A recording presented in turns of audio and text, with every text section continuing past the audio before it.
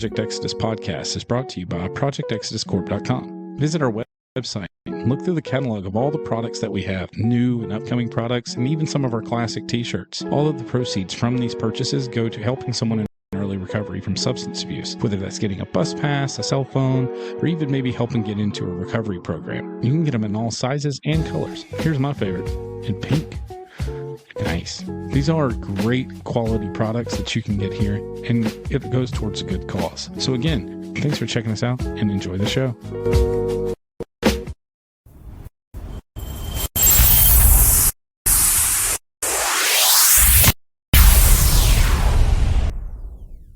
Look pretty good. It's just South Florida.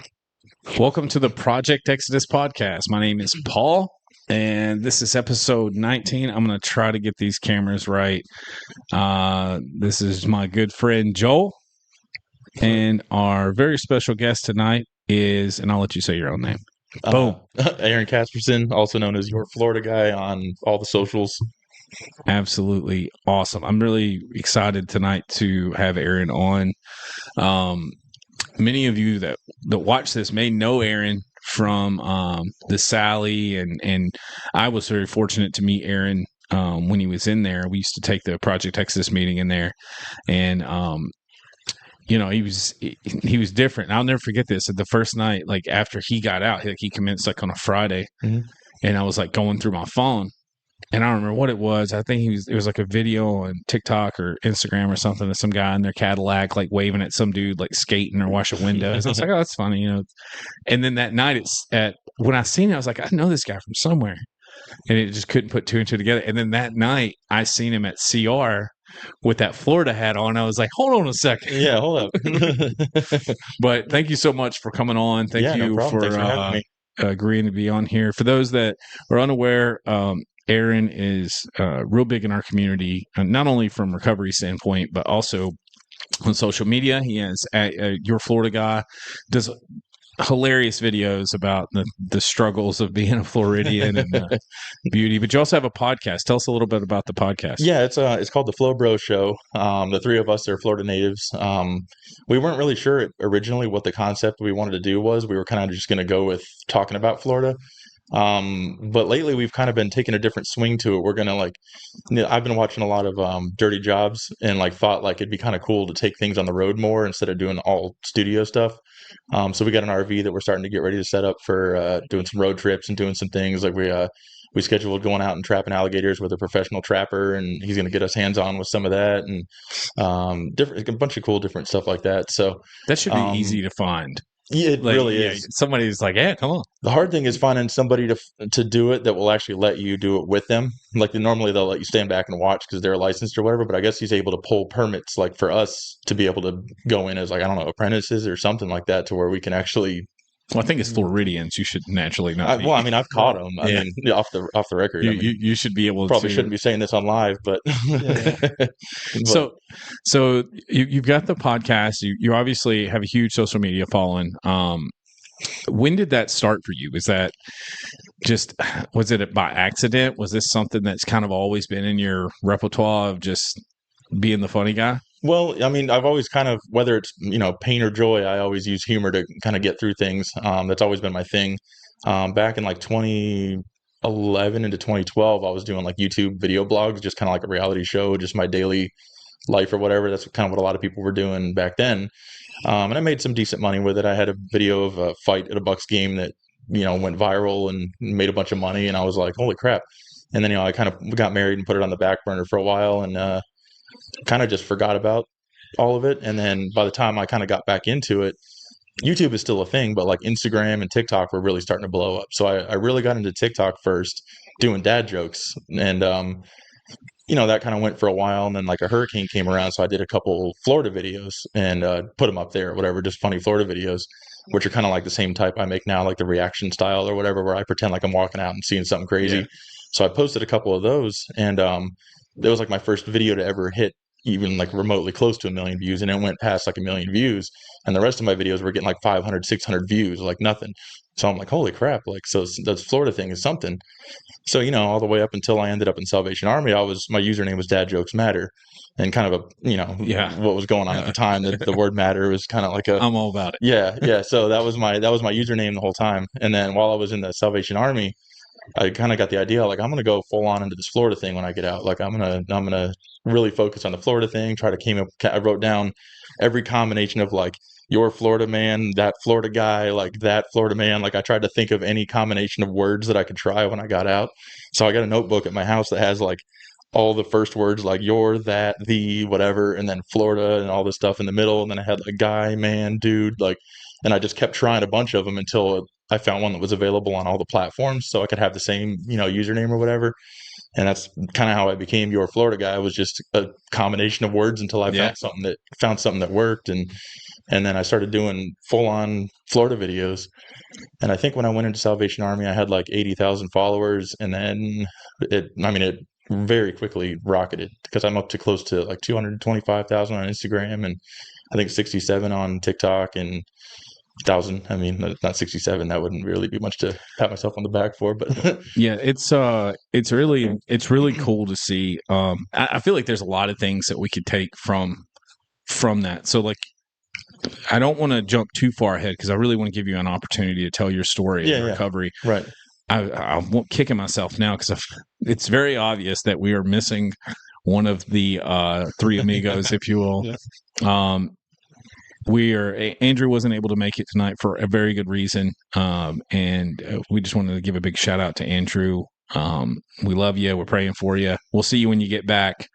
And he's not dead. He's not in jail. He's got some personal issues to take care of. But when you mentioned like the follower count and things of that nature, like I can't relate in that sense. So I know how hard it is on the Project Exodus Corp side to kind of grow that. Like all of I think we've got like 1,400 people on Facebook that follow us, and they're all like organic. Right. Yeah. Like and it's really interesting to see like how quickly that's happened. Mm-hmm. But one thing I realized too, after meeting you in Sally and not knowing any of this stuff about you, it really took like that phrase that alcoholism and addiction is not prejudice. Right. Absolutely. Took hold. Like I was like, oh wow, and I meet a lot of people that are, but we know so many celebrities that are, been sober. But I remember getting sober and then finding out Eminem been sober for 20 years. Yeah. Or Anthony Kiedis had this book about his addiction issues, and like Theo Vaughn, and I know anonymity goes out the window. Yeah. Danny Trejo and all these people. And one of the people that really surprised me the other day, like, what is that guy's name? He's a billionaire, very successful. I don't know. He's got all these self-help things. Can't remember his name, but he was talking about how he was in active addiction for like 20 years. Oh wow! And he was like, drug addicts or alcoholics, anybody with addiction are the most successful people. He's like, making $1 billion was easy compared to dealing with that. And I haven't done that yet, but I haven't figured that part out. So, if you would just, whatever you're comfortable telling us about, what is your history with, addiction in general, and how did you come to a point to have the life you have today with sobriety? Well, I guess early on it kind of started where I grew up in a super religious kind of Southern Christian background where, like, in the 90s, everything was about like everything you did was sending you to hell. Like the rapture was coming. You weren't promised tomorrow. Like everything about it was like, if you do one thing wrong, like you better repent immediately, or you can get hit by a car and get sent to hell or whatever. So like for me, it was like I avoided everything that could possibly be bad for so long. And then when I was like 14, one of my buddies had an older brother, and bought Smirnoff Ice, which is where a lot of teenagers got their start back in the day, Mike's Hard or Smirnoff or whatever. And got iced. Yeah. And so basically I was like, from the very first time I took a sip of alcohol, it was basically like, well, if I'm going to sin or whatever you want to call it, I'm going to get drunk off of it, because I'm not going to just drink alcohol and sin. If I'm going to go all out. I'm going to hell. At least I'm going to have fun doing it or whatever. Yeah. So he got us a 6-pack or whatever. And I think I drank like 2.5 of them. And, at 14, I was pretty lit from it. And, and then I was like, I kind of like you hear a lot of the stories, like all my fears and all my social anxieties and all that just went out the window. And I remember they had like some kind of youth group, because this was all like Christian retreat, like the mobile home park, like we lived in there. And so we like got on our bikes and rode up to like where the church thing was going on, and they had like some youth event going on. So I was like buzzing pretty hard, and I was going up talking to people, like girls that I'd never talked to and things like that, and just kind of like, what's up or whatever. And they're like, and kind of some of the bad kids were like, oh man, Aaron's cool. Like I didn't realize he was one of those or whatever. So like for like one day I got this taste of like being on the cool kid side of Yeah. things. And then I was like, whatever. I felt super guilty the next day and then did the whole repent thing. And, I didn't drink for a long time, and then it was like probably 6 months later, I had like another one and things like that. But every time I drank it, it was with the intention of at least getting a buzz, because like I said, if I'm going to do it, I'm going to do it. So it didn't start out like a daily thing or anything like that. It was just kind of whenever I did drink, it was with the intention of getting a buzz or getting drunk. Like that was the go-to automatically. Um, and then I went stretches at a time. I mean, I don't know if I ever went like an entire year without a drink after that first one, but it was maybe, drank once a year for a while. And I'd go to like parties and stuff like that, and then I was always afraid, like in high school, that like I would get a DUI or get caught drinking by my parents, or get the cops show up at a party. So like even when I would go to a party, I would have like one that I would just nurse all night long or whatever. And so like I was always tiptoeing around, um, not going too far with it or whatever. And then I just really didn't have it. And then I remember like when my sister, she's 2 years younger than me, she turned 21, and we both still lived with my parents. And then she brought, she had like some kind of wine or something that she got. And then she brought it home, put it in the fridge, and my parents were like cool with it. So like I was like, well, cool. So I'm gonna get some beer and put it in the fridge, and like I wouldn't really drink it or whatever, but it kind of opened the door to like alcohol in the house or whatever. The idea of consequences kind of went out the window. Yeah, because it was kind of like at least they're cool with it, and as long as I don't go over the top with it, I can have a beer here and there at the house, and I kind of maintained that for a while. And um, when I was 26, I got married, and had my own refrigerator because I didn't live with her or anything like that. So it was like I lived with my parents until I got married. So it was like once I got married and moved in with her, I had my own fridge, so I got a 12 pack, put it in there, and it didn't same thing. It didn't snowball into anything right away, but um, that's kind of when it was always available, and that's when I would start going a little bit further, a little bit further. I was working at Best Buy at the time with some younger people, and they always wanted to go out after work, and didn't have any kids or anything. So sometimes after work, I'd go out and have some beers with them, and then kind of got into like the whole like social side of it. Like, holy crap, this is so much fun. Like, this is something I've been avoiding for so long. This is like the social life that I've been looking for. And I feel comfortable because I got a little bit of alcohol in me. I can talk, I can laugh, I can have fun. Stuff that's not normally funny would be extra funny because I had some drinks in me or whatever. And then, and I thought I was hilarious, when I was drinking, and maybe I was, maybe I wasn't, but we all had a good time or whatever. And then, it kind of transitioned to where Ed's Tavern out by where we live had music trivia I think it was Wednesday night. And there was like four of us that would play. My wife knows like all like show tunes and like Disney stuff. I know, oddly enough, country and old school hip hop, which are like polar opposites, but I like know both of those incredibly well. Like even like the featuring this person on the track or whatever, like we got all the extra points. And then we played with two other people that kind of filled in the gaps with everything. So we were a team of four people, and we would clean house every week, and every round you would win, you get a pitcher of beer. And then my wife still doesn't really drink, and one of the other guys that we'd play with, he would drink like a couple beers, but then it would just me and this one other girl would be the ones drinking. And so we'd get five pitchers because we'd win 5 rounds, and at the end of the night you get a gift card, so we $25 gift card, so we'd order shots with that. um, so it got to the point where every Wednesday we'd go play this music trivia. I just would get hammered because I was drinking all this beer. And it got to the point where I would like, we got 2 days a week off when I worked at Best Buy, but you had to work one weekend. So you picked a weekday to take off. And it kind of got to the point where I was adjusting my work schedule around my drinking to where I took Thursdays off at work. So that way I can go to Ed's, get hammered and play music trivia. No problem. Had the next day off to sleep it off or whatever. And I kind of started creating some resentment early on, like with my wife, because it was like she was a school teacher and she was working every day, getting up early before the sun, going to work, and she'd be out there, playing trivia with us or whatever, but she wouldn't get drunk, and then she had to get up and go to work the next day, and I'd be in bed until noon, 1 o'clock, nursing whatever feeling I denied it was a hangover, but it was just like, oh, I'm just tired. We were up late, whatever, and so that was kind of where the denial thing came in. It was like, well, I'm just doing it for a social thing. Like I don't have a problem, whatever. And um, then we moved out of the apartment, got our own house, and then we got the fire pit in the backyard, and that was always an excuse to light a fire and have some beers out by the fire and stuff like that. So that's when I kind of started creating, at the time, more social events, to drink. Finding a reason. Finding a reason Yeah. to drink. I was creating reasons to drink. Like, I didn't want to be just like that sit at home by myself drunk. So like I would always make sure it was a social thing. So it was like cool instead of like, who's this guy that's just drinking all the time kind of thing. So, from there, and it kind of turned from that to, I remember early on I had a prescription for Xanax, real small ones, like little bitty 0.25s or something like that for anxiety, before I really got into it. And I remember a couple times I would take my Xanax and then I would drink with it. And then I would hit like a different level of drunk that I wasn't hitting just from the beer.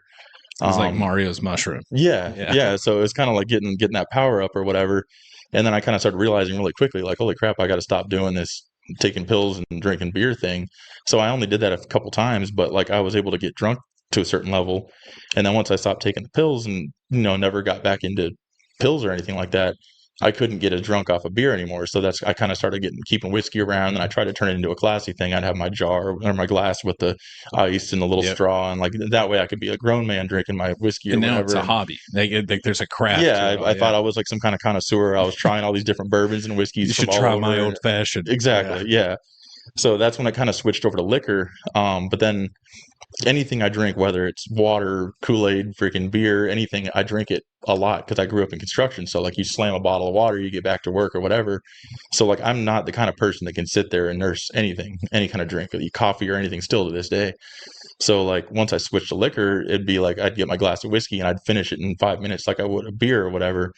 And that's when kind of like the blackouts would start happening because I was drinking so much of it, and not realizing how much stronger the proof was and all that. I was kind of just, naive to the whole thing. Like I didn't know, much about it because I avoided alcohol for so long that I didn't really get it all out of my system when I was younger, like a lot of my buddies did. By the time I started getting into drinking, they were all kind of past college and all that, and like the drinking thing wasn't really their thing anymore. They grew up. The liquor and beer commercials don't show you that side. Exactly. Of it, yeah. So it's hard to even consider.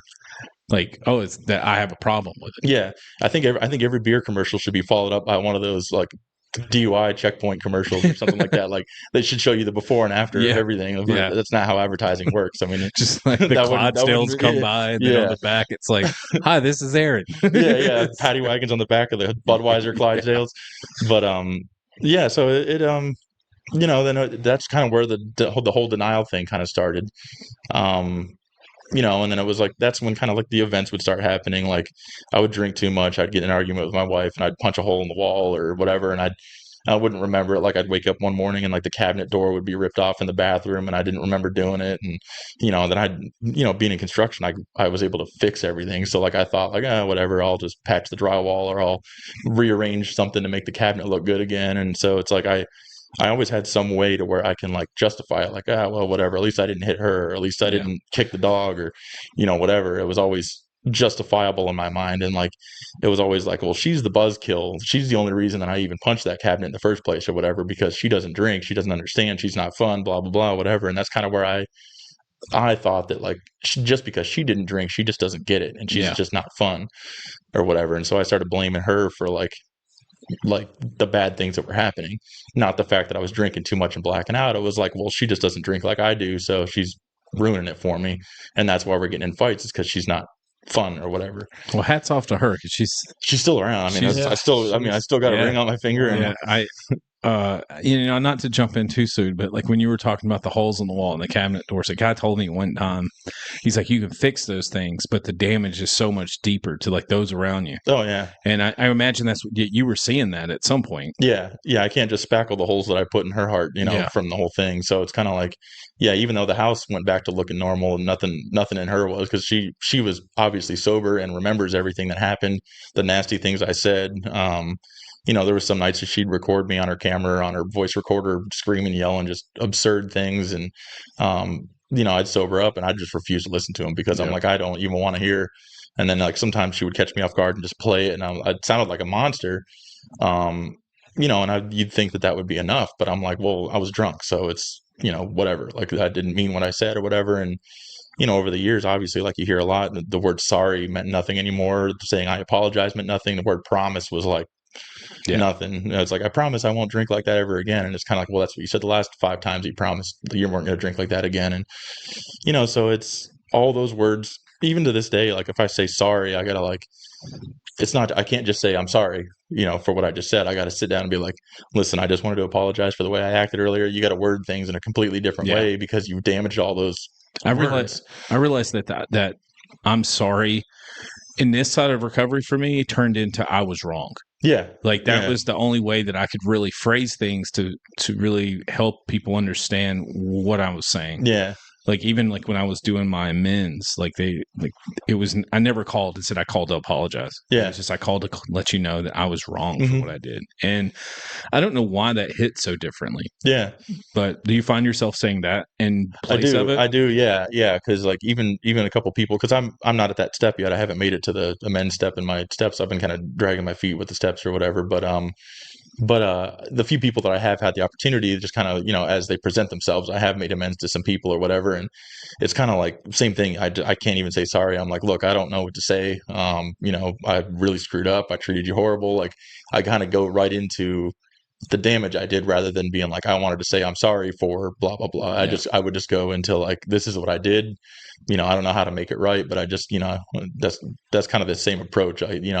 What was I knew those the words meant nothing anymore. So what was the breaking point? Like what was the moment that you had a recognition of like, okay, I need to get help. Oh, here we go. So it was November of 2020. The election was coming up. And there was a particular candidate that was had parades, and people would decorate their trucks, and obviously people could probably gather who I'm talking about. And they would do these trains, they called them, where they would parade all these vehicles through town. And I remember it was like 11 o'clock in the morning. The parade was coming down 70 where I live, and my neighbor and I decided, let's go out there and dress up in our gear for this particular candidate and cheer on the parade as it goes by or whatever. So, I had a flag tied around my neck like a cape. I was wearing the shirt. I had even shoes with the particular candidate's face on them. Like I was all decked out. And I remember I had a bottle of Maker's Mark I had in my car I brought with, and he had a cooler of beer. And our intention originally was just to drink the beer.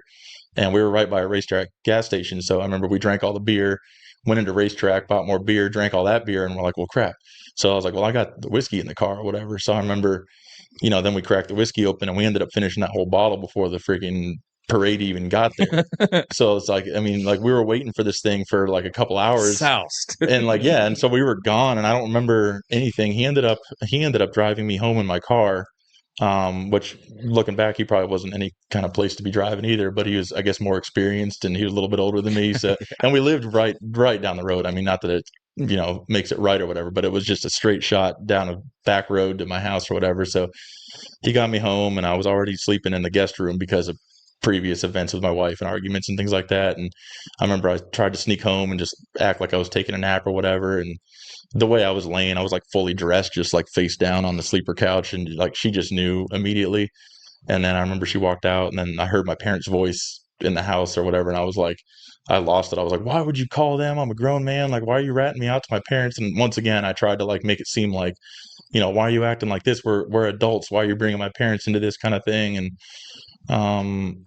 that was the first time I ended up out of the house. I think it was only for like a day or two, and it wasn't very long before I talked my way back in the house or whatever. But that was the first time I realized like, oh crap. So a lot of people know Jim Ruchis like from the community or whatever. So I'd known Jim since like 2006 or 2007. I knew he was involved with like Harvest House, things like that at the time. So I kind of realized like, oh my God, like that's just kind of crazy. I need to learn how to drink like a normal person, is what I thought. So I reached out to him, didn't know what to do. He took me to Centerstone to see if they had some kind of program, but because by the time I called him, it was like 3 days later, I didn't have to detox or anything, so they didn't really have anything for me at Centerstone. So then he found Celebrate Recovery, the local one. And at the time, my wife only had Tuesday nights off work, so we just found the Celebrate Recovery that happened to be on a Tuesday. was the one that, on Fruitvale there, and that's where I met Joel a few years ago. Shout out to Celebrate Recovery. Yeah, It's a really good meeting for anybody that hasn't been. The one on Tuesday nights over there. But yeah, I just want to give them a shout out. Yeah, sure. Absolutely. Yeah. Like, and the first person I met was a guy named Ty. I texted him because his phone number was a contact thing or whatever, and he happened to be the door greeter, and he was like the face of the whole thing. Like when I walked in, I was walking up to the church, and I was like, I don't know if I even want to go in. I could just sit in my car and just say I went in or whatever, and that was kind of my plan. But then Ty, he's a little Vietnamese guy, like one of those super trendy, like dresses like a Jabberwocky kind of, one of those kind of guys, like really trendy guy. Busts the door open and he's like, "Hey, what's up, man? Are you new here?" And I'm like, crap, he saw me. Like, I can't, it's a long walk away up to the church. So I thought if I got close enough to where no one saw me, but he spotted me and he's like, "I'm Ty." And I was like, "Oh, I think you're the one I texted or whatever." And, so that kind of started my recovery thing. But at the time I was like, it was kind of a combo of like trying to get my wife off my back by going to meetings. Like if I go to meetings and I drink like a normal person, she'll let me have beer in the house again, as long as I don't keep liquor around. And, I tried to do that for a little bit and I would do good. I would have like 3 beers during a football game and I'd pat myself on the back like, cool, you did it. You beat drinking, like whatever. And then of course it was like, it got into, I would have a 6-pack of beer in the fridge, but then I would keep a bottle of vodka like behind the air handler in the garage because my arms were just long enough to reach it, but hers weren't. So I strategically started hiding things in places where I knew she couldn't get to them. And, I was an electrician, so I was able to pull the can lights down and hide it in the ceiling. Like it was, MacGyver. I got so, because she kept finding them. So I had to get more and more creative with it. And to the point where I'm pulling can lights out of the ceiling and still somehow, you couldn't see the insanity. Yeah, I still was able to justify it. Like, well, she just doesn't get it. Yeah. So like I have to hide this stuff because she's just doesn't understand or whatever. So I would drink like 2 beers and then I would go out in the garage or whatever and just slam a little bit of vodka or whatever because the smell goes away quick, especially if you wash it down with the beer. Had it all figured out. So I was able to, for a month or two, get the kind of buzz I wanted while looking like I was only drinking a couple beers. And then it got to the point where it's like, I'd slam a little bit, get my buzz on. And then she'd be like, "I'm going to go take a shower and wash my hair." And I'm like, that means like 40 minutes. So I'd go back out to the garage and just bottoms up as much as I could. And by the time she'd come out of the shower, she thought I would have like 3 beers and I'd be sitting there just like gone. And like at that point she kind of knew. And then I could hear the garage door slam and I could hear her out in the garage. And I knew once again, she found a bottle and she always found them. So, it just it kept escalating to the point where, I would get a month, 2 months, 3 months sober, like, or dry, I guess this is the term we use now. I was definitely not sober minded by any means. It was just, I would just go stretches of time without drinking and get angrier as time went on. I wasn't working any kind of steps, didn't have any kind of sponsor, hadn't even gone to an AA meeting or anything at that point. So it kind of turned into hiding it. And then it got to the point where I just wasn't basically allowed to keep any alcohol in the house, wasn't allowed to have beer. So I would have like non-alcoholic beers thinking I could do like the nicotine patch approach and like just drink a non-alcoholic beer whenever I thought I wanted a beer. Like if I'm watching football, I can have a non-alcoholic and it'd be the same thing. And once again, I made it about 4 months that particular time on the non-alcoholic beer before I was like, well, I'm only drinking 1 or 2 of these things now. So I can, if I just keep doing the same thing with real beers I was doing with this. And so I kept trying to get back into that, like, cool, I got it figured out. You were trying to escape. Like you were making all these different valiant efforts. Yeah. Consciously to say, okay, I can't keep doing this. Yeah. But there was there was obviously a time where you were like, okay, I need to go to the Salvation Army. How did you get introduced to that? So that basically that wasn't a one-step thing either. It wasn't really a choice that I made. It was more like a Marchman act that ended up with me there. But basically to kind of fast forward, but not really fast forward, that same kind of thing continued on for about 3 years where I was hiding it, going a month or so, hiding it, whatever, kept getting caught. And then I remember my wife was pregnant with our second daughter. This was in December of 22, I believe. Yes, December of 22. And I knew she was going to be at her baby shower that day. And I think at that point I had like 3 months without drinking again like that. And I just figured this is going to be the last time I get to drink because they're going to have a baby in the house. So I'm going to get some vodka or whatever. And I'm going to drink because she's going to be gone all day. She had friends in town and then they were doing like an after party at your mom's house. So I knew I had like the whole day, to myself. And, so I ended up drinking like an entire 750 of vodka before lunchtime, and I just didn't really feel a buzz like I wanted. I was like, well, crap. And then so I ended up going up to Publix because it's like a mile or two down the road from my house. I went up to Publix, got a box of fried chicken, got a second bottle of vodka, ate the fried chicken, ended up finishing the second bottle by like 4 o'clock.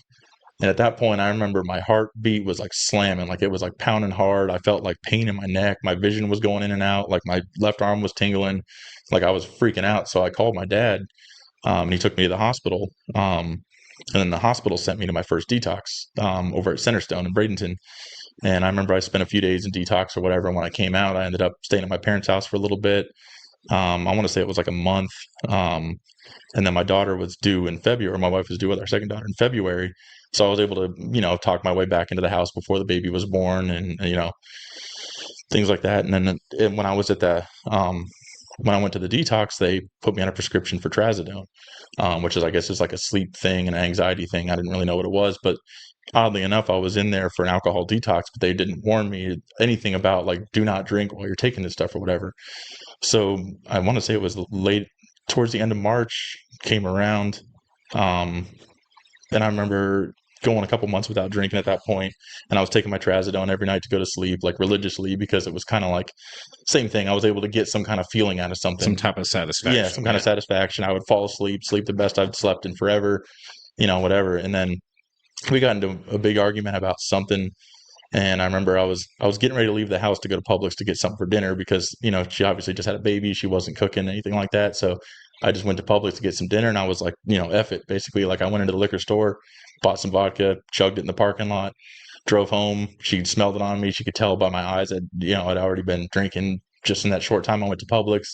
So from what I remember, I think I went back out to the car, I got it, and I think I drank some more to like prove a point. And that was like the last memory I had. And then, so what happened from what I found out later, basically, I woke up in the suicide watch room at Port Manatee in a turtle suit. Like I was naked with the moving blanket vest on. No idea how I got there. I remember arguing with my wife, drinking alcohol, and then I literally felt like I blinked my eyes and now I'm in this well lit room with like four other people all in this suicide room. And I found out I was at Port Manatee and not like the county, city jail or whatever. I was like, holy crap, what am I doing here? Um, and then I ended up on the floor there for about 2 hours before I even knew why I was arrested in the first place. I had absolutely no memory whatsoever of anything that happened that night. So what happened, it turns out, apparently, I just got belligerent, and then she was recording me with her phone.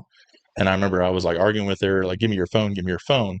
And she wouldn't do it. So I went and got my 9mm and I racked it, put the gun to my head, and I told her, give me your phone or I'm going to blow my head off, basically.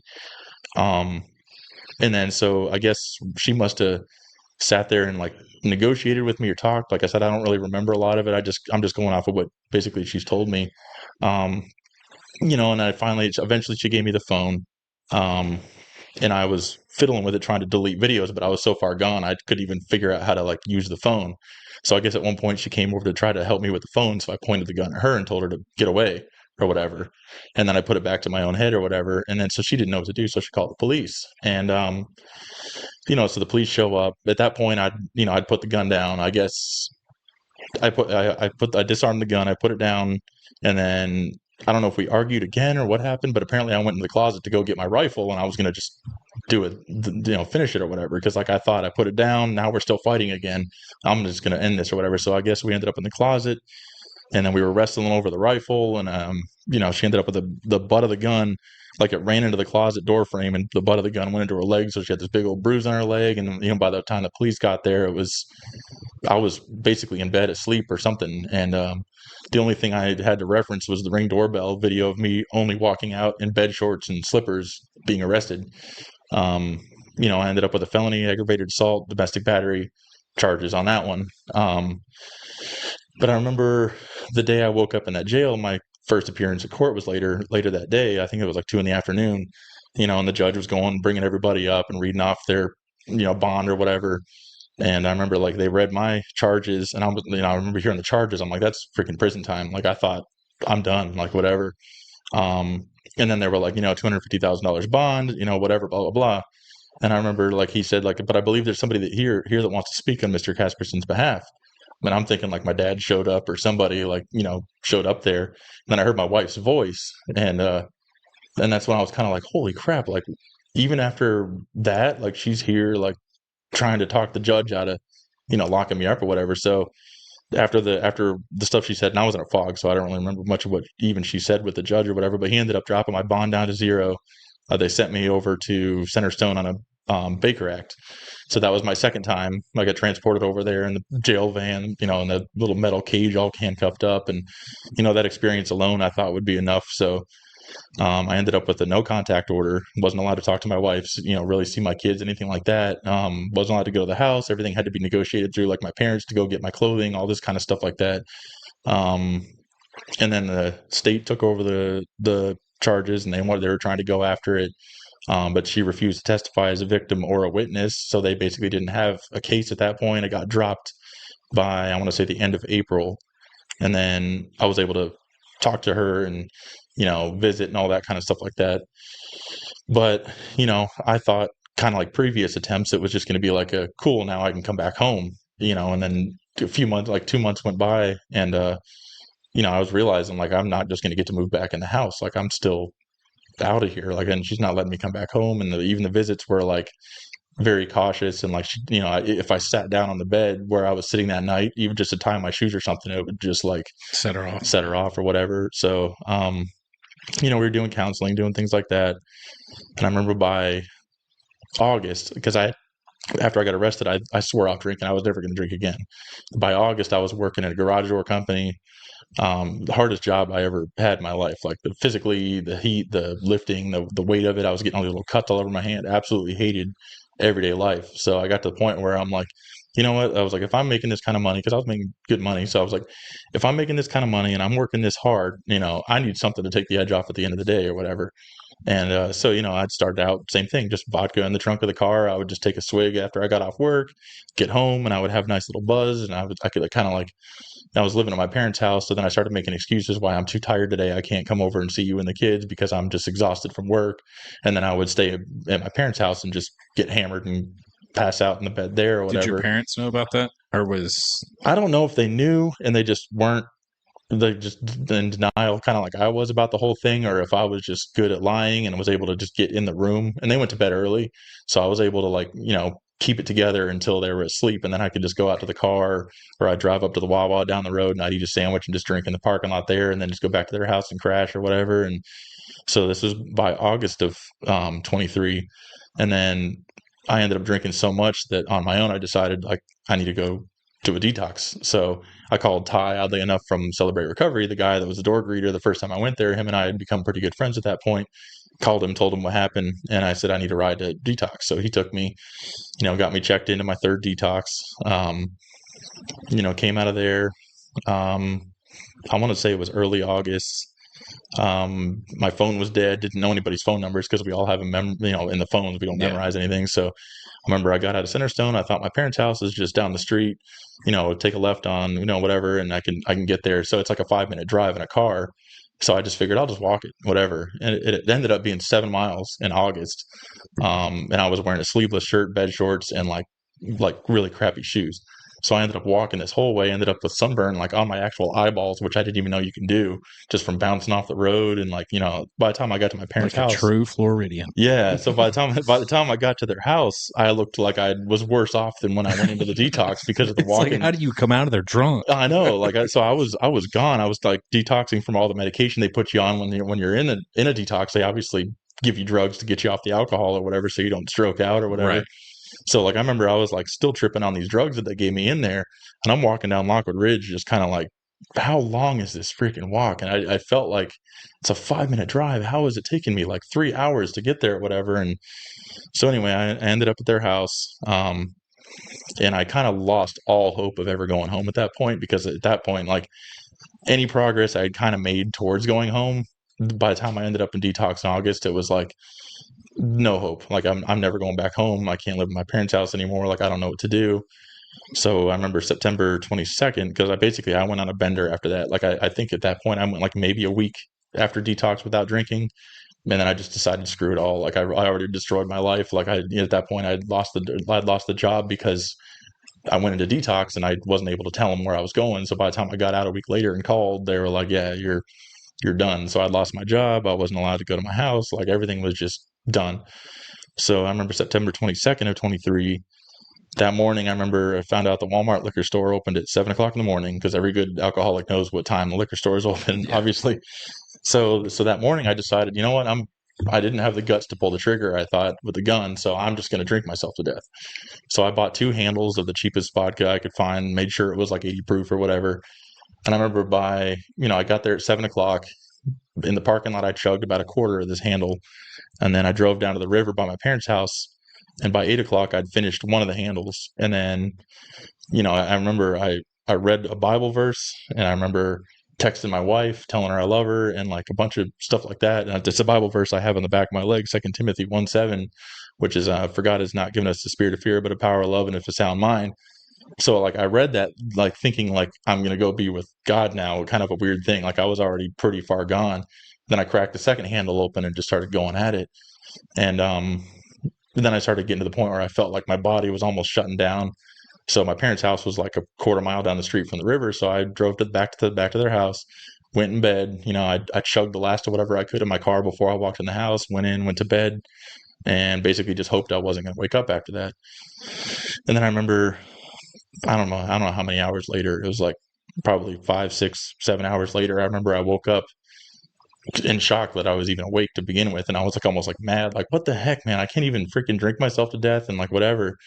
And I remember hearing my wife's voice in the living room talking to my parents, and at that point she'd been in touch with Jim Ruchis, and he came up with the plan of Marchman acting me, basically, get me to the hospital, make sure I'm good. Then I was Marchman acted, which sent me over to First Step, which was my 4th detox. And with the Marchman Act, I ended up obviously in a locked facility in the hospital where they check your cavities and all this humiliating stuff or whatever. And then I ended up over at First Step for a few days, and then from First Step, Mr. Ryan from Salvation Army came pick me up in the short bus and brought me over to the Sally, and introduced you to Mr. Rick. Yes. And for those, a lot of people watching this know Mr. Rick's been on our podcast before. Yeah. Oh yeah. Mr. Kim was off that day, and he was the kind, loving, friendly one. Yeah. That normally they normally check people in, but he was like not working for like a month or something at that point. So I had the pleasure of meeting Rick my first day, still on the detox drugs, and I remember sitting at his desk, kind of in a fog, and trying to explain why I was there, and like I'm not really that bad, whatever, Yeah. blah blah. And somehow he told me to go F myself, but it was somehow being told to F yourself in the most loving way I'd ever heard it. It was like, anybody that knows Rick knows what I'm talking about. It sounds, to anybody listening that doesn't know him, it sounds like the craziest thing you'd ever heard. But somehow the way he said it to me, it kind of got my attention. And then he like kind of really talked from the heart. And I was like, did he just tell me to go F myself? Like, what just happened here? Like, let me just, so we meet you at this juncture. Yeah. This is where me, Joel, and Andrew we're coming into the Salvation Army, and this is where I meet you. But I wanted to ask you, because obviously you've been through some detoxes, Yes. 4 or 5 detoxes. This has been a roller coaster ride of your life for a very long time. This was all within 10 months of each other. Jail, turtle suit, to a point where it's like you don't want to live anymore. And I think a lot of people can relate that have dealt with alcoholism. It's a very brutal. It's legal. Yeah.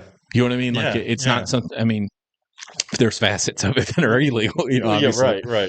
But you can walk in anywhere and get it. What about that program and those people changed this? That made it at this time. It was something that made you look at it differently. It was kind of a combination of things. Like at first, it was just I didn't want to be there at all. Like I thought, after like the first few days I was there, like the first couple of days I was kind of happy that I was getting help, and then once I sobered up again from like the detox drugs and all that stuff, and by like my 3rd or 4th day, and I realized like I'm there and I'm kind of feeling good, like healthy, I guess. Like I wasn't hungover or whatever. So I started thinking like I don't need this, like whatever. And it was like, but then I knew that my parents already told me I wasn't going back to their house, and then my wife, obviously I wasn't going back to my house. So I was kind of like, well, I got nowhere to go if I leave here, and I got a bed and food here. At that point, I'd kind of burned all my friendships, and none of my friends were going to let me stay at their house with, because they all had kids and everybody had families by that point. So no one was going to let this guy freaking stay at their house. So I was like, well, crap. So I was like, well, I guess I'll just stick it out until I figure out what I'm doing. And then, like, maybe like a month in, I'm just kind of going with the motions, going to the meetings when you're supposed to go, eat when you're supposed to eat, saying all the right stuff, trying to like talk my way through it, basically make the staff think that I'm on track for graduation or whatever. And like, Yeah. so I was, I was playing the role, but then every day, Mr. Rick would be like, stop lying, quit lying to yourself, quit lying to me, whatever. And I'm just kind of like, how does he freaking know? Like, whatever. And It's like, like he's been doing this for yeah, a he's while. got this ability, and he just kept every time I would try to BS him, he would call me out on it, and like he knew, and so it was kind of his hard ass approach that like got through to me because like they had counselors that were super kind and sweet and all that, and I felt like I was able to talk to them about some of the hurts and things in my life, but like he was the one that kept like making me really address like the you're an alcoholic, like you're here, you're in a homeless shelter. He's like, you don't end up here for making good decisions and all this kind of stuff like that. So it was kind of like the constant reminders from him. And then it was like, like I said, I'd never gone to AA before. I'd never known about the program. I thought like the movies, you see people sitting in a circle crying, like Yeah. I drove past a beer can today and whatever. And But that's what it's really like. yeah, so I was thinking like I want nothing to do with that because it's like there to me like Alcoholics Anonymous from what you see in the movies isn't a solution. It's just like they were driving to work and they couldn't handle the thought of not drinking, so they go to a Yeah. meeting and they cry about their day and whatever. So like I thought like I don't need that, like whatever. And then so being there, you're part of the program is like you have to go to 5 meetings a day, while you're in there. And there's AA and NA. They would switch back and forth throughout the day or whatever. And they're the same program, just different wording for NA and AA, but basically the exact same thing. So it was kind of like, I hated it at first, because they do the same readings at the beginning of every meeting. And I'm like, holy crap, like how many times we got to do this? And then it was like, after like a month and a half, I'm like, this is going to suck either way. So I might as well try to find something, out of one of these meetings. Like even if I think the whole meeting sucked, if one person said one thing I could relate to, maybe I'll take that with me or whatever. So I kind of started opening my eyes to look for, I'm going to find something about this meeting that's beneficial rather than just sitting here like this sucks the whole time. And so I'd go back to lunch or dinner or whatever, and I'd be sitting there like, man, that meeting sucked. I was like, but that one guy, said this one thing that like that sounded just like me or whatever, and I could really relate to that. And then I'd talk to a couple of guys at the table about it and or whatever, and the same thing. Like a lot of us got there at the same time. We're all like, we don't, this is bull crap. Like we don't need this, whatever. And I remember talking to a few of the guys at the table about it, and they were like, yeah, I know. I'm kind of starting to, notice some things too that people are saying that are really relatable. And so it was almost kind of like that herd mentality where it was like once I realized some of the other guys were kind of starting to feel the same way, I felt more comfortable like talking about the meetings and things like that and the positive side of it. And then it got to the point where instead of like 55 minutes of the meeting sucking, it got to where it was like 30 minutes of the meeting sucked, and then it got down to 20 minutes of the meeting sucked, and eventually it got to the point where after a couple months where I just enjoyed the meetings. Like I was like, man, this is what AA is. Like this is what I've been missing out on this entire time. And like, then they were talking about a sponsor, so I got a sponsor while I was in there, and doing all that kind of stuff. And it's like once I actually kind of gave into the program and like actually was like, well, I got to be here either way. I might as well make the best of it. And that's when I really realized like this is something that's like got something to it. And and I was in the CRP program and they had the classes, every morning. And they really, really dig down deep to like Yeah. the very first thing that ever happened to you when you were like 3 years old that might have started this thing or whatever, like rejection and different things and family stuff. And so they were able to chip away layer by layer from something that happened like a hurt that might have happened a month before I ended up in Salvation Army, and they just kept chipping all the way back to like childhood to where like I could pinpoint exactly like, well, this feeling of inadequacy comes from this event that happened and this and that and this and that. And it's like, so that's what really works for me now is especially once I came out and started going to meetings out in the real world, it was like, whenever I'd feel a certain way, I could like look back on the first time I felt that way and what caused it and all that kind of stuff. And rather than just trying to escape from my emotions, I was able to face the original hurt that related to the hurt that I'm feeling now, if that makes any sense. Yeah. No, for So sure. like, so if I feel like rejected now about something, I would go back to like the first time I felt that feeling of rejection. And I'm like, okay, so this is just the same thing years later. how do I deal with it now? And so little by little, I've been able to deal with the hurts and the pains and all the things that I would escape from, because I drank to escape. I wasn't just a, you know, drink to get drunk kind of person. My whole thing was I just wanted to break. Like it was like a little vacation in a bottle for me, you know. So it So was like, let me, and not to cut you off, but let me yeah, ask no, you this yeah. real quick. So you're approaching 15 months sober, and congratulations, by Thank the you, way. thank you. It's so weird. I think the one thing that helps my recovery more than anything is service, and we talk about that a lot. Yeah. Like taking those meetings into the Salvation Army and meeting you and Justy and Ant Yeah, and yeah. all these people. Like I just want to stop and say like how proud I am of you, Well, thank you, because thank you. I do remember when I first met you, like there was like this sense of defeat. Yeah, oh yeah, And as yeah. I got to know you and a little bit more of the story about you and your kids and your wife, like I just want to make sure that it's very clear, like, you know, Salvation Army is so great for this community, but I'm proud of you fighting through that. Well, thank you, And thank you. and to see where you are today, to see you meeting with Grady Judd Yeah, and yeah. and and like every time I see any of those videos, you know, I obviously don't know your friends too much, but I'll see you and I just see the happiness in your Yeah, oh and yeah. that leads me to ask you this, like, what is life like today? Oh man. Well, obviously there's a lot of the, you know, Please address the relationship with your for our viewers. I'm yeah, sure yeah. everybody's dying to know. So basically, yeah, I'm still married to the same girl. You know, January will be 18 years since I asked her out. We've been married for coming up on 13. Um, you know, but I've put her through hell. So there's a lot of days still where the traumas are triggered, things like that, and so we're still working through obviously the emotional damage I caused. Um, you know, I do better some days than others because I'm still human. So some days if she's triggered by something, I'll be like, I wasn't freaking drinking. Like, are Yeah. you kidding me? Like, and then I got to take a step back and realize like every other time I acted a certain way, I was drinking. So like I can't expect her to think differently. So it's a constant adjustment as I go, like, you know, realizing how I react. I have to do everything differently than I did before, every reaction, everything. So, you know, little by little, we're working through it. I was in the Salvation Army last Christmas and Thanksgiving and New Year's and all that. So it's just been really cool being home and being sober. And like I've been making sure the house is clean. And like, so the only focus she has is like decorating and putting all her stuff up. And our house feels like a home. We got Christmas tree all decorated. And it's like, being home with my daughters and seeing the magic of Christmas and how excited they are about it, like it's something I never really truly appreciated before because I used to think I hated the holidays, but it was just because I would ruin them every year.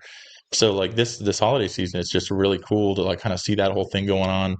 You know, so home life is improving little by little. I'm still growing every day, trying to figure out how to be a better husband, better father. My goal is to be the best at you know, father and husband stuff, obviously, and you know, it's a work in progress. And you know, like I said, kind of with the social media stuff, once I got out, you know, I focused on the Florida stuff, changed my name, changed my whole approach to just kind of making fun of and having fun with Florida and like the Florida man and the crazy stuff that You do happens a here. good And job at it. well, thank Yeah, you, you thank do you. a really good job. Trying to find a balance and all that kind of stuff like that. So I went with the Florida thing. You know, I'd worked with like Flow Grown a couple times. Like they sent me a hat to wear in a video, and you know, free hat to promote their stuff or whatever. Yeah. Kind of lost touch with them, obviously. We need to get him some Project X's hats and Yeah, Project X's yeah, shirts. yeah. And So I want to let Joel say something. hey, What Joel's here. Yeah. What's but up? I did want to remind people like I'll remember which one that Aaron was kind of like A1 day one. Like we have like some of our earliest pictures of Aaron in like our old shirts that had like Yeah. not the logo we use now, like helping us sell stuff and Yeah, we had the table set up like at CR and yeah. And what do you got, Joel, as far as what you remember about his story and his progression? So well, when I first met him, I was in CR, and he was kind of like a mentor or a leader of that meeting, and and I just remember, What? yeah, I remember sitting there like, you know, some people you can sit in a, you'll go to a meeting and you'll talk to them and you'll see exactly what their disease is. You know what I mean? You can kind of pinpoint it just based on their behavior or the way they act and the way they communicate and the way they socialize and a little bit of their story. You can be like, okay, that's exactly, now I see why he drank like that. And Aaron, it was hard to figure out because he was so open and honest in the way he spoke, and it, you know, he just seemed put together. of course, I leave that meeting, and I was like, I don't know. It was just, I hated all meetings. I was still so sick at the time. You know what I mean? And but I remember just thinking highly of him as I left. I remember talking to him outside, and I was like, "Yeah, I'll see you every Tuesday night."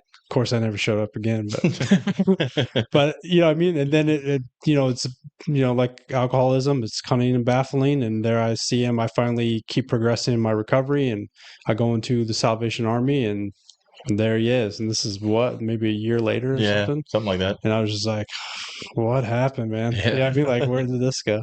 You mentioned something interesting. I just wanted to bring up. I know you brought up that you had so at some point you went to a physician and got your own Xanax. That was years back. Yeah. So like, I remember when you said that, it made me think I was when I was trying to switch drugs. I was trying to go from alcohol to maybe getting off alcohol and just taking like some type of prescription drug, and I kept rehearsing what I was going to walk into the doctor's office and say, like, well, I just get anxious over talking around a group of people. Is there something I can take for that? Like, I couldn't map out. I was too anxious to go in and talk to the doctor to even get the prescription, to even get off the alcohol in order to even justify. You know what I mean? Like, I couldn't even Yeah.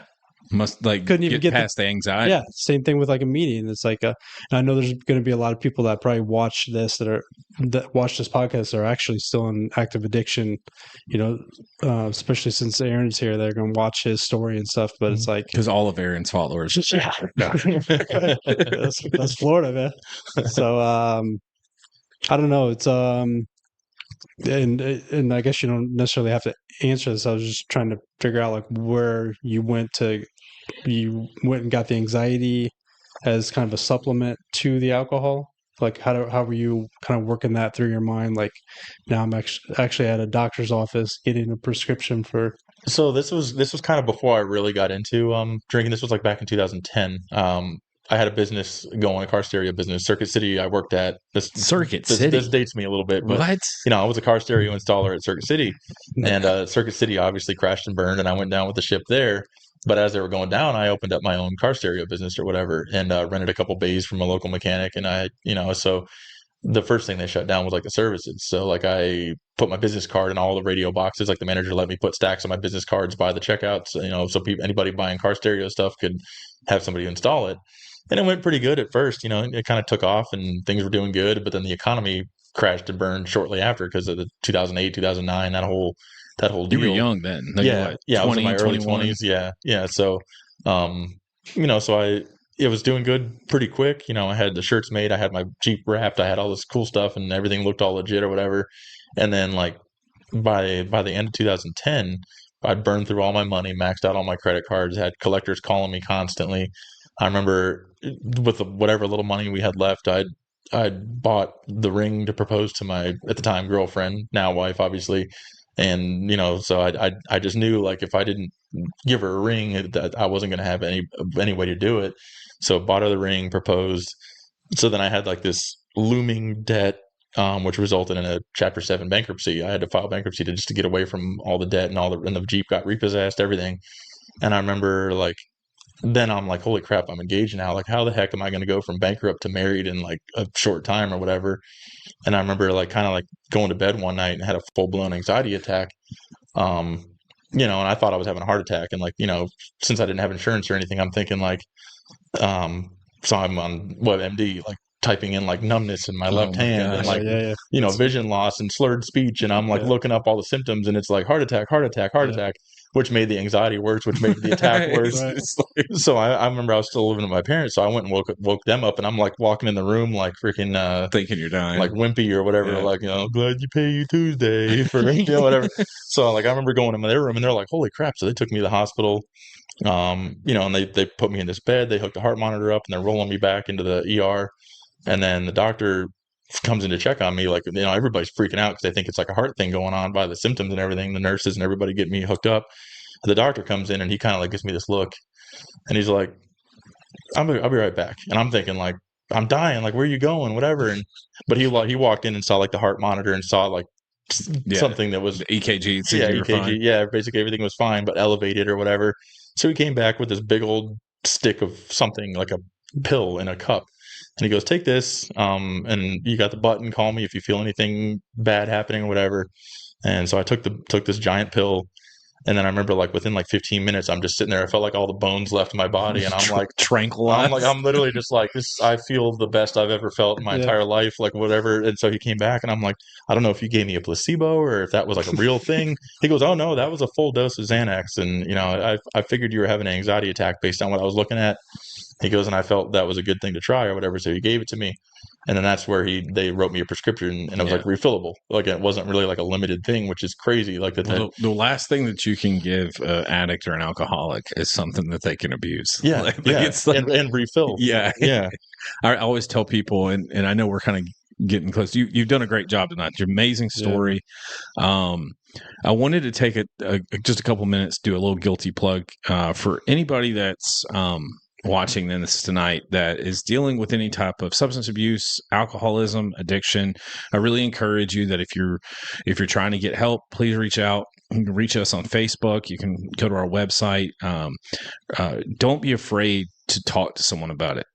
All three of us sitting here tonight have dealt with addiction in some form or fashion, and you know, it really requires the desperate need and call to reach out and, you know, get with someone that's been through this. You know, a lot of times, and I'm not trying to downplay the importance of seeing a medical professional, but try to find someone that's been through something similar. That can really help you understand why these things happen the way. I tell people this all the time. It's not really the drugs and alcohol that we have a problem with. Like, we're the problem. Our mental state, like the way that we think of things. Like Aaron would say over and over, he like kept trying to figure out how to drink normally. Yeah. And it's not necessarily that he couldn't drink normally. It's just that's just not how he's wired, you know. And I think I can relate. I know for a fact Joel can relate. Like the anxiety, like trying to escape these issues in life with the wrong things. And you know, that's what the Salvation Army, I'm sure, kind of taught you how to deal with those things. And the recovery and the AA meetings and the fellowship and the unity in these programs that's what's taught me to be comfortable with who I am. For anybody that's watching, we have a meeting on Saturday nights at 7:00. It's Next Generation Recovery. Like if anyone knows Joel,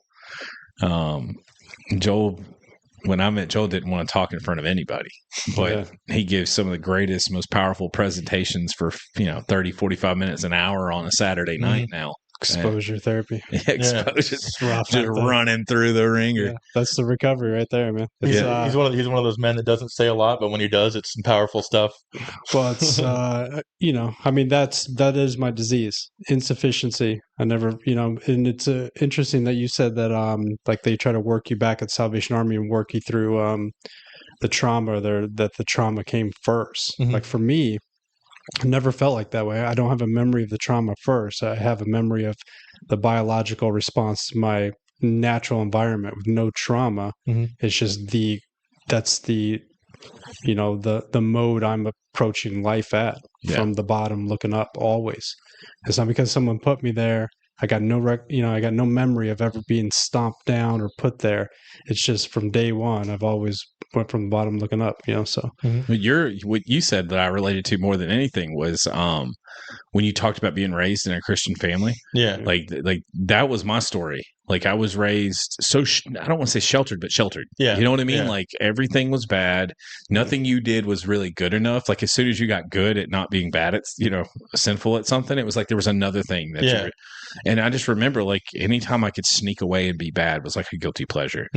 So when the alcohol or the cocaine or the marijuana or the girls or the whatever that I wasn't supposed to be doing, you mentioned like being at that like church camp. Like my addiction really started at a Christian singing school every summer with my buddies. Like my best friends lived 3 states over. We talked every day, but we would always had this guilty side of like, I went out this weekend ripping and roaring, or my buddy would call me like messed up on Ambien in the middle of the night. And that was like, I was the person, or they were the person we could actually talk about those things too. Unfortunately, it was in a very bad light, like it was more braggadocious and really instead of being like, I shouldn't have done this. But addiction's going to happen anywhere. It doesn't matter if it's church camp. It doesn't matter where it's at. I mean, if you don't have the Well, just think, not to get too deep in all that, but our social construct of addiction and that disconnect with people is just It's the escape. Yeah. Yeah. It's the escape from like whatever you're dealing with. So, Aaron, what would you have, to the viewers and listeners that are listening, like that are still in active addiction and they're trying to, they're partly probably in denial, kind of how you were, but also kind of lost. There's no other, I remember in the darkest days I had to keep drinking just because I had built up so much consequences. It was like, well, now I have to drink. Like the reasons change. Right. It was from I'm comfortable and this and that, and then as the consequences stack up, it's like because the prayer for a lot of people, I'll never forget I can't remember his name. It's a good friend of ours. He said that he was in a detox and they were teaching people how to pray. Yeah. And so they were going around the room and each person would say a prayer. And they got to him and he's like, I had never prayed before. He's like, well, just tell God what you want. And he said he prayed that he could drink and use drugs without consequences. Like that's what he wanted. Yeah. But like that's the realization. It's like we can't. Yeah. Like there's gonna always be a consequence. Yeah. And whether the that drug changes though. The drug changes. You know what I mean? Yeah. It's gonna be, whether it's jail, detox, lose your family, try to lose your life. Like there's going to be a consequence associated with it. Well, that's like some of the stuff I didn't even talk about. Is I had friends throughout this whole time that overdosed and died, and a couple friends that have committed suicide from just being into the lowest of low, and so that's all stuff that was happening around me while I was going through my own stuff, and it's even since I've been out of Salvation Army, we knew somebody personally that took her own life, and and I was able to get through that, obviously, and it's.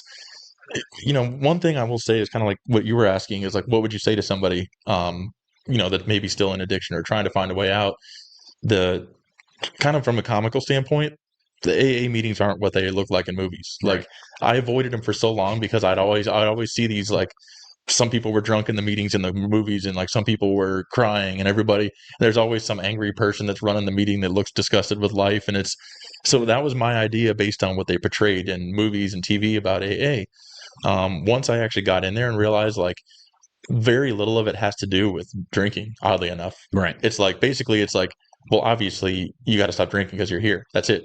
Then the rest of it is all how to be a better person and how to get past these things and how to, the steps guide you through how to deal with all the things that happened in life and the damage you've done to people around you. And so it's like, I thought I was going to be going into these meetings and just crying about alcohol all day, like for an hour. Like you just go in there and you're just like, I drank again and whatever. You would get kicked out so quick. Yeah. So like, I thought that's what it was, is like just a bunch of just weak people that like weak-minded people that don't have a spine. Like my whole idea was like, it's just a bunch of people that don't know how to handle life, just go cry like at these meetings.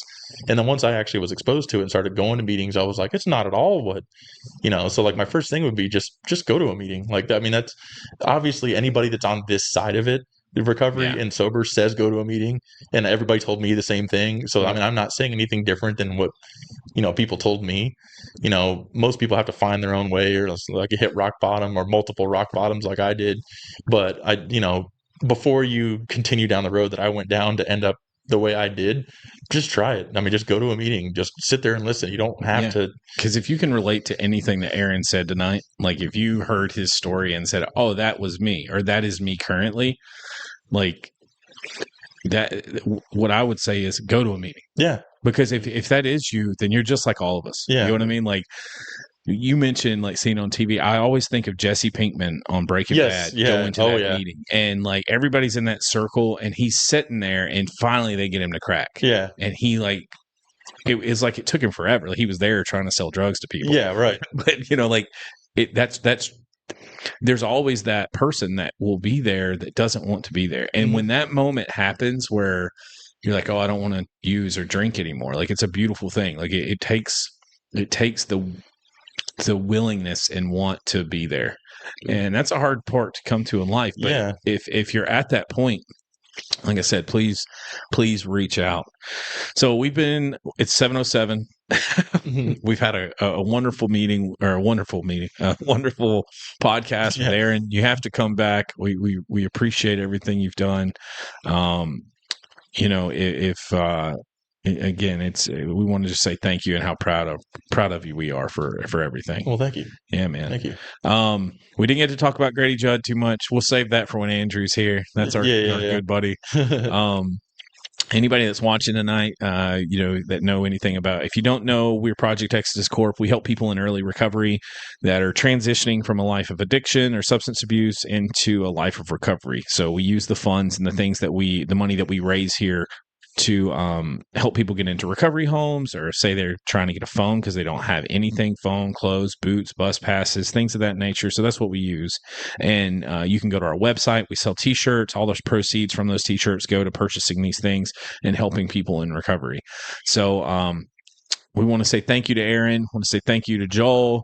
And we will be seeing you all again next week. Are we going to be here for Christmas or the day after Christmas? Yeah, we're going to do it. Do we have a guest? Aaron's coming back. Yeah. But Merry Christmas to everyone. If we don't see you Saturday, we'll see you next Thursday. So we hope you all have a great night, and we'll talk to you again soon. Peace. This episode of the Project Exodus podcast is brought to you by ProjectExodusCorp.com. Visit our website and look through the catalog of all the products that we have, new and upcoming products, and even some of our classic t-shirts. All of the proceeds from these purchases go to helping someone in early recovery from substance abuse, whether that's getting a bus pass, a cell phone, or even maybe helping get into a recovery program. You can get them in all sizes and colors. Here's my favorite, in pink. Nice. These are great quality products that you can get here, and it goes towards a good cause. So again, thanks for checking us out.